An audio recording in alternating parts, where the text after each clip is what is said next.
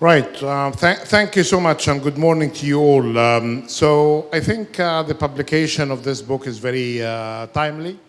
It is aiming to simplify complicated matters to the general audience, the stakeholders, and those who are interested in sustainability at large. In every part of this book, it's trying to establish by evidence that there is no contradiction between the efforts towards climate action and the sustainability at large as presented and summarized by the Sustainable Development Goals. I would say after the very successful launching of a very important report led by Nick Stern and Vera Songwi, I'm happy to see Ammar Bhattacharya in the room. It's again another confirmation that first, we need to have a holistic approach in dealing with sustainability. The developing economies and emerging markets, which are basically the focus in this book, had been victims of misleading reductionist approach for sustainability to mean only some parts of climate action, not even the whole system of climate action, including, of course, all elements of the Paris Agreement when it comes to mitigation or adaptation. And we hope to have some sort of serious progress in the loss and damage file here. And all at the ends boils down to the role of finance, investment, and project development.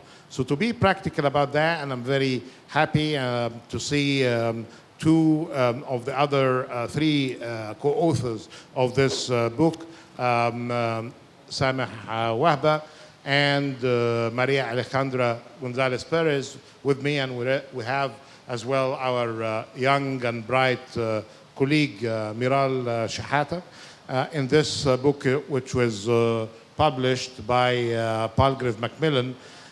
We tackled three areas of work: the role of government at the national level, the role of business, and the role of local communities and partnerships at the last mile, as they say. And then we're trying to identify in all of these areas of work some important matters when it comes to data systems.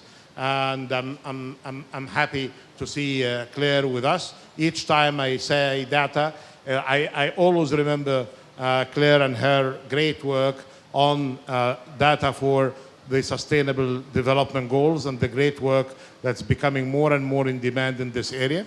The other part of the work is related to finance.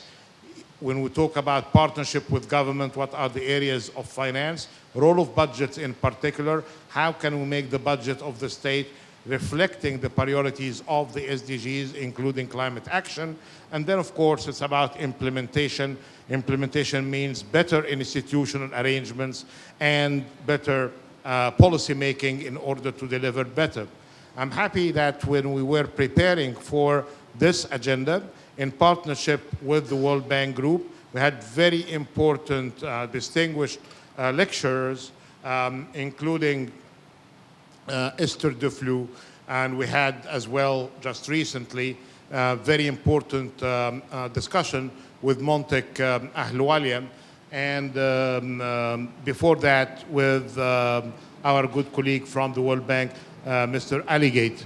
In the first part, and again, I'm happy to see the confirmation by top experts in the field. Mr. Alligate is saying, well, again, climate action is development action.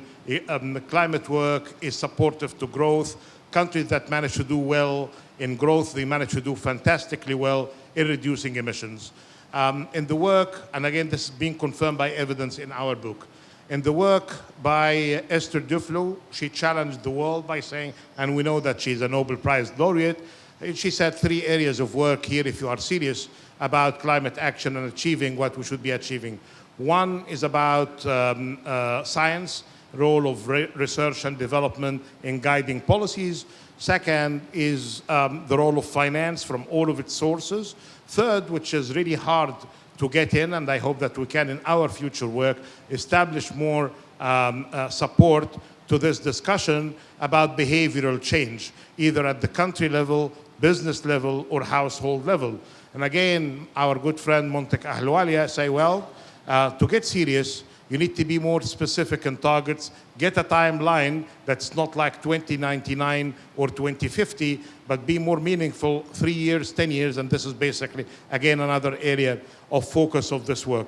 So I'm happy that this book, which is basically meant to be not very complicated, trying to establish the role of government, business, and local communities, linking them to the SDGs, highlighting climate action, and putting some sort of practical, simple, applicable, and that's why this is the title of this session, applicable knowledge for action. We're not bragging about our education or about our sophistication of how matters are there. It's more in some of its elements is like a guidebook. I was, of course, working with these fantastic authors with their knowledge in business, with their knowledge in local work, both of them coming with years of knowledge in this area. And of course, our bright young colleague who's not here, but she has been really great spirit in every element of this book. Miral Shahat, I think she's younger than anyone in the room, like she's 23 or 24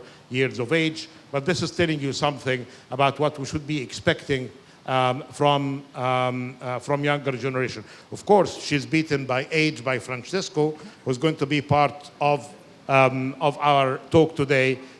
How old are you now? 13? 12. 12.